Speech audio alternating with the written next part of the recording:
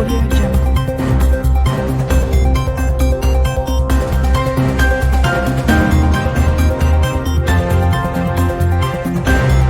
வணக்கம். தமிழன் செய்தி களம். மயிலாடுதுறை பனிமலையில் மாவட்ட ஆட்சியர் மகாபாரதி பேருந்துகள் இயக்கம் குறித்து ஆய்வு மேற்கொண்டார்.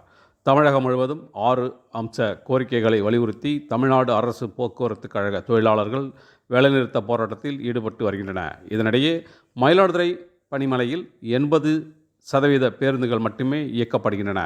இது தொடர்பாக மயிலாடுதுறை போக்குவரத்து பனிமலையில் மாவட்ட ஆட்சியர் மகாபாரதி ஆய்வு மேற்கொண்டார். மேலும் பேருந்துகள் இயக்கம் குறித்து அங்கிருந்த மேலாளரிடம் கேட்டறிந்தார். அப்போது மயிலாடுதுறை பேருந்து பனிமலையில் 156 ஓட்டுநர்கள் மற்றும் நடத்துனர்கள் உள்ள நிலையில் 12 மணி நிலவரப்படி தற்போது வரை 19 ஓட்டுநர்கள் மற்றும் நடத்துனர்கள் வரவில்லை என தகவல் தெரிவிக்கப்பட்டது. மேலும் மொத்தம் 70 பேருந்துகளில் தற்போது 56 பேருந்துகள் இயக்கப்படுவதாகவும் மீதமுள்ள 9 பேருந்துகள் இயக்கப்படவில்லை என்றும் மாவட்ட ஆட்சியரிடம் தெரிவிக்கப்பட்டது.